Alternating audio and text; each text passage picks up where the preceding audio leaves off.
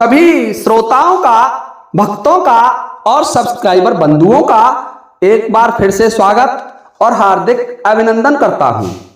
आज फिर आपका एक नए और अद्भुत रहस्य से भरे हुए वीडियो में स्वागत करता हूं।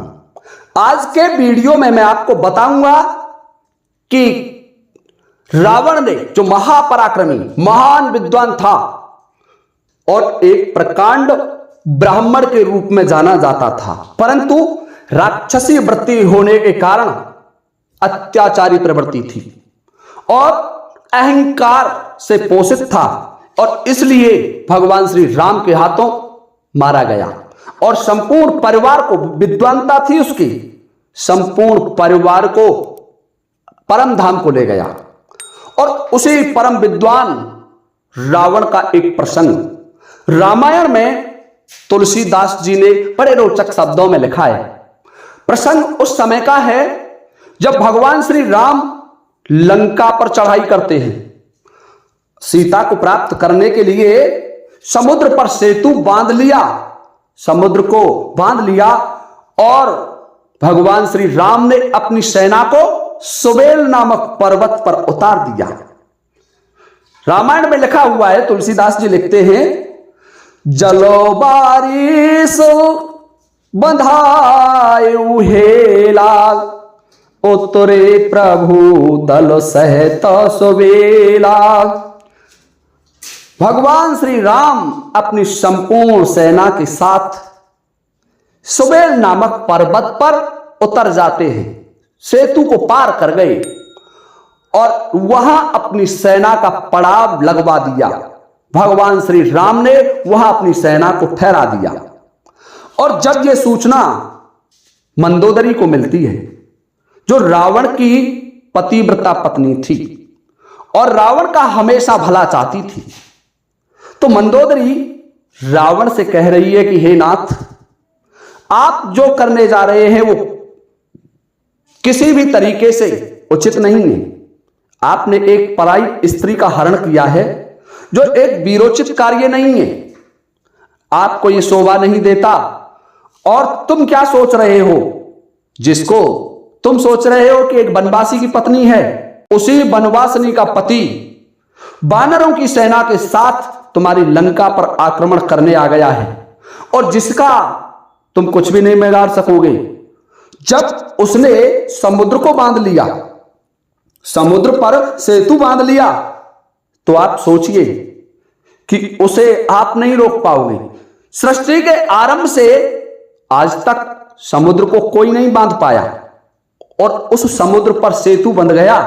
हे प्रभु, हे दशानन, आप सीता माता को लौटा दें।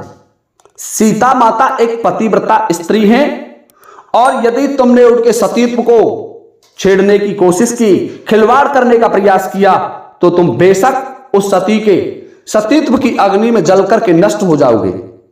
देखिए श्रोताओं, तुलसीदास जी यह रामायण में इस प्रसंग को बड़े अच्छे तरीके से लिखते हैं और रावण ने भी रावण संहिता एक ग्रंथ लिखा है, जो बहुत अच्छा ग्रंथ है। यदि आप उसको पढ़ोगे तो उसको बड़े अच्छे तरीके से लिखा है रावण ने, जो स्वयं रावण के द्वारा रचित माना जाता है।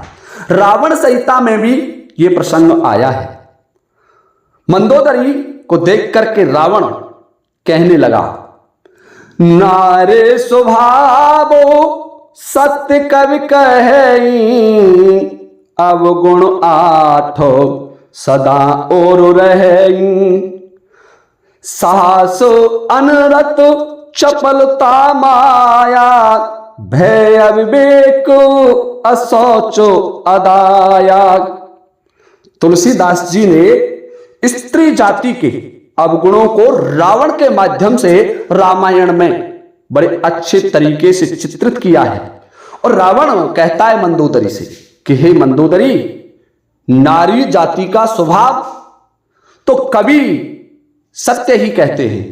वेद पुराणों में ऐसा गाया गया है कि 8 अवगुण तो हमेशा नारी के हृदय में निवास करते हैं।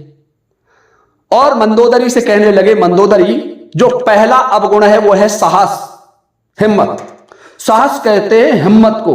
नारी में इतना साहस होता है कि वो मध्य रात्रि के समय चाहे तो किसी कुआं में जाकर के गिर सकती है, रेल के नीचे कट सकती है, आत्महत्या कर सकती है। देखिए उसकी हिम्मत कितनी होती है, रात्रि को छोड़ करके भाग सकती है। तो नारी के स्वभाव में हिम्मत होती है। अनर्थ झूठ बोलना नारी का स्वभाव होता है। नारी झूठ बोलना ज्यादा पसंद करती है और फिर एक झूठ को छुपाने के लिए उसे 100 झूठ बोलने पड़ते हैं और फिर झूठों का एक सिलसिला बन जाता है, एक क्रम बन जाता है। झूठ के पीछे झूठ बोलना आरंभ हो जाता है।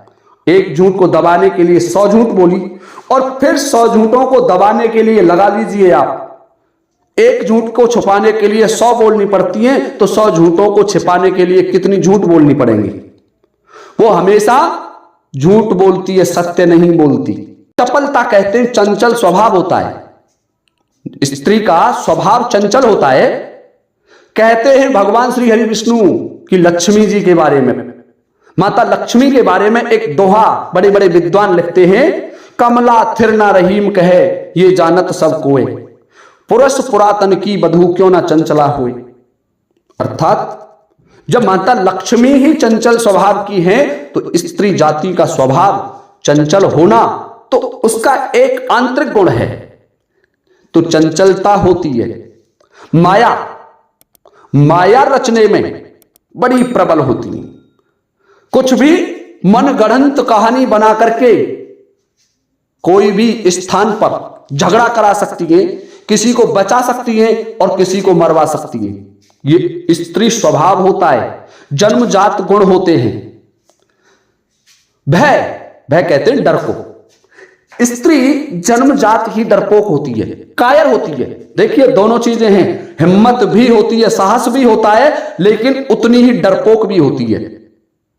कह बाली सुन भीर प्रिय समदर्शी रघुनाथ, ये बाली के प्रसंग में आता है और बाली अपनी पत्नी तारा को कह रहे हैं कि हे कायर प्रिय, तुम क्यों डर रही हो, भगवान राम तो समदर्शी है और यदि वो मुझे मारेंगे भी तो मरने में कोई डर नहीं है।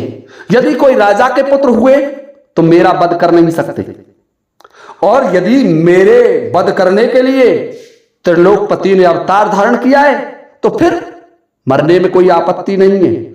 मृत्यु तो अटल सत्य है, एक ना एक दिन प्रत्येक प्राणी को मरना ही पड़ता है। तो स्त्री जाति स्वभाव से ही डरपोक होती है। यानी कहते हैं कि आधी रात्रि को कुआं में जाकर के गिर सकती है 1 किलोमीटर दूर, लेकिन यदि घर में अंधेरा हुआ तो घर के अंदर नहीं जाएगी। ये स्त्री जाति का स्वभाव होता है। और असौच कहते अपवित्र, पवित्र नहीं होती। आपको ज्ञात होगा कि स्त्री जाति को हनुमान जी के मंदिरों में पूजा करने का अधिकार नहीं और शायद आज भी नहीं है, क्योंकि पवित्रता नहीं होती, 24 घंटे पवित्र नहीं रहती। इसके पीछे भी कई कारण हैं। अदाया कहते हैं दयाहीन होना, यानी उसके दया नहीं होती। आप यह भी देख सकते हैं कि स्त्री यदि विचार कर ले तो जहां उसके 4 संतानें पैदा हो गई हैं और उसको छोड़ करके भाग जाए, उसको छोड़ करके भाग जाए। दया विहीन शून्य हृदय कहलाता है। जिस हृदय में ममता होती है, मातृत्व का हृदय होता है, वही हृदय एक पत्थर स्वभाव का भी होता है। और अविवेक कहते हैं बुद्धि की कमी, सोचने की शक्ति बहुत कम होती है, अविवेकी होती है, मूर्खता का काम स्वभावतः ही करती हैं। तो रावण मंदोदरी को समझा रहा है कि मंदोदरी, स्त्रियों का स्वभाव तो ये होता ही है, ये 8 अवगुण तो नारी के हृदय में हमेशा निवास करते हैं। तो देखिए श्रोताओं, रावण जैसे प्रकांड विद्वान ने नारी के हृदय में 8 अवगुण बताए और जिनको तुलसीदास जी ने रामायण में बड़े अच्छे तरीके से चित्रित किया है, लिखा है। तो ये बताए थे रावण ने नारियों के स्वभाव और नारियों के 8 अवगुण। यदि आपको हमारा ये वीडियो अच्छा लगा हो तो कृपया इस वीडियो को लाइक करना ना भूलें और अधिक से अधिक अपने साथियों को शेयर करें। इसी के साथ आप सभी से लेता हूं अनुमति इस वीडियो को विराम देने की। जय हिंद, जय भारत।